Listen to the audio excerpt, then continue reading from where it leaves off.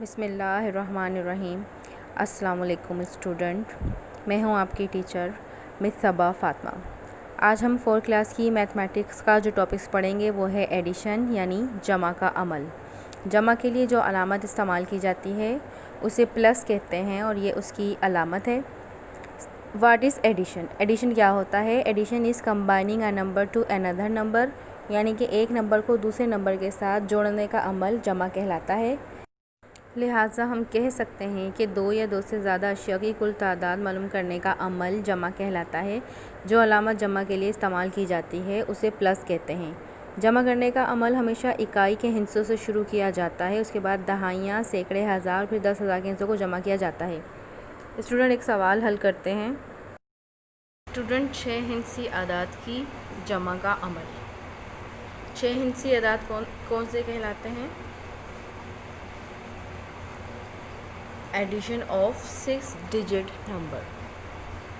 6 हिंसी आदाद की जमा का अमल जमा के उसूलों के मुताबिक ही करते हैं।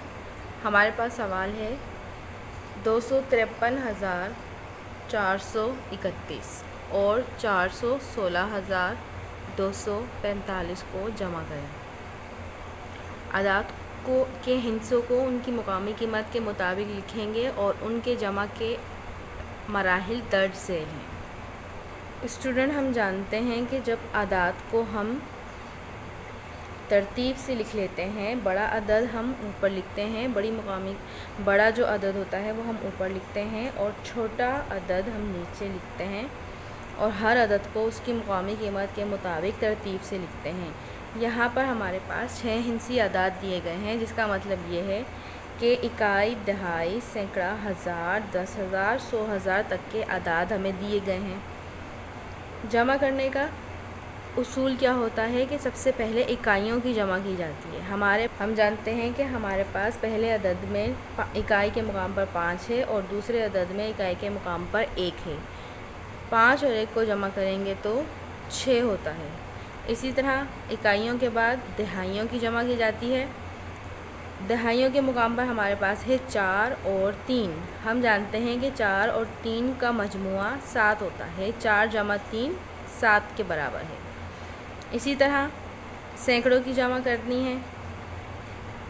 2 जमा 4 होता है 6। पहले हमने इकाइयों की जमा कर ली, उसके बाद दहाइयों की जमा की और उसके बाद सैकड़ों की।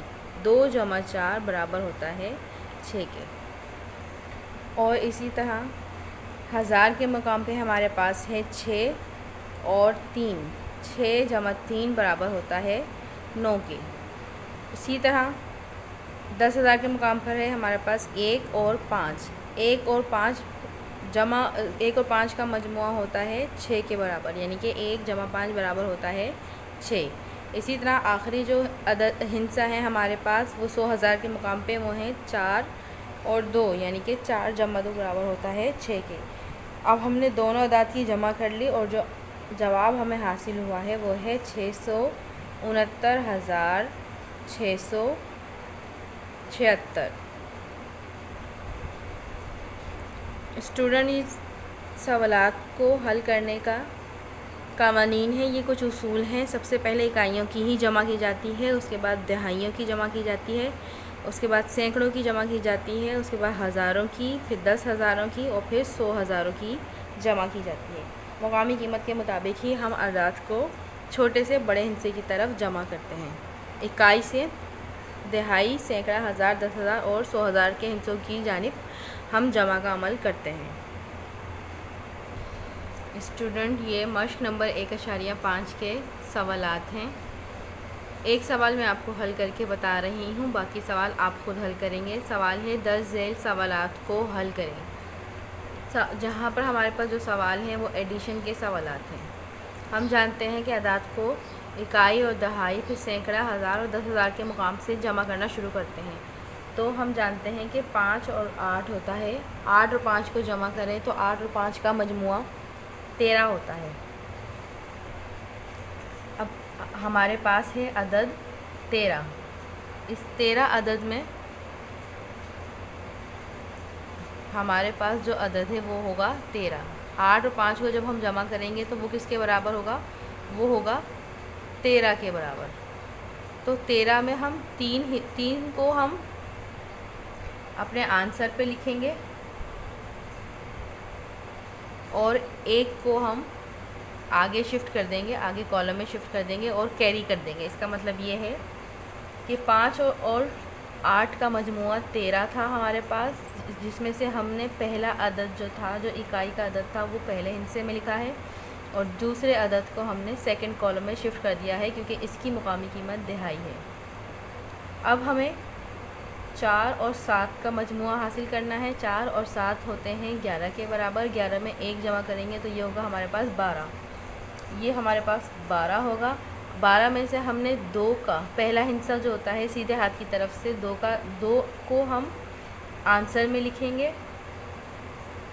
और इसी तरीके से जो 1 बचता है हमारे पास उसे हम नेक्स्ट कॉलम में कैरी कर देंगे, नेक्स्ट कॉलम में शिफ्ट कर देंगे। इसी तरह से 3 और 1 4 होते हैं। 4 में 1 जमा किया तो ये होता है हमारे पास 5। 2 में 0 जमा किया तो ये हमारे पास 2 होगा और इसी तरह से 9 और जमा 5 होता है हमारे पास 14। तो हम इस 14 को पूरा एज़ इट इज़ लिख देंगे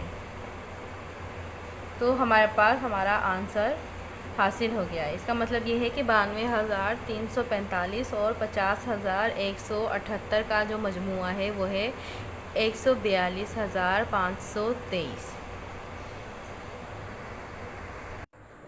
स्टूडेंट एक इबारती सवाल को हल करते हैं। एक इम्तहान में 27,514 तलबा और 20,328 तालिबात हाजिर हुए। बताइए कि कुल कितने तालिब इल्म हाजिर हुए। इस सवाल को बाकायदा हल करके देखते हैं। हम जानते हैं कि तलबा कहा जाता है बॉयज़ स्टूडेंट को और तालिबात कहा जाता है गर्ल्स स्टूडेंट को। तो एक इम्तहान में 27,514 तलबा और 20,328 तालिबात हाजिर हुए। बताइए कि कुल कितने तालिब इल्म हासिल हुए।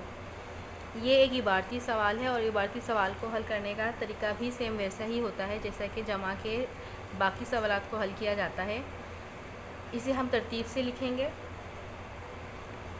27,000 और 20,000 में 27,000 बड़ा है, लिहाजा पहले हम 27,000 लिखेंगे।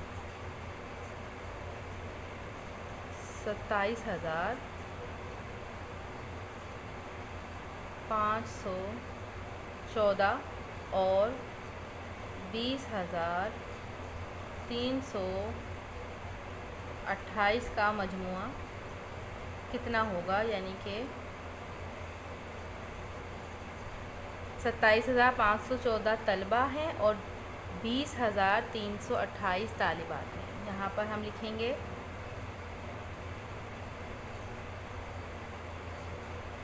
तलबा की तादाद और यहाँ हम लिखेंगे तालिबात की तादाद। हम जानते हैं कि 4 और 8 का मजमुआ कितना होगा। 4 में 8 जमा किए तो ये होगा 12। हम जानते हैं कि 12 में हम जो पहला अदद है 2 वो नीचे लिखेंगे और 1 को ऊपर कैरी कर देंगे। इसी तरीके से 1 और 1 2, 2 और 2 4 हो जाएगा। 5 और 3 8 होते हैं। 7 में 0 जमा किया जाए तो 7 ही रहेगा और 2 में 2 जमा किया जाए तो 4 हो जाएगा। लिहाजा तालिबात की तादाद का जो मजमुआ है हमारे पास वो क्या कहलाएगा, 47,842 तालिबात। तो ये हमारे पास आंसर है। स्टूडेंट ये मश्क 1.6 के 3 सवालात हैं। इसमें से एक सवाल मैंने आपको हल करके बता दिया है, बाकी के 2 सवाल आप खुद हल करेंगे।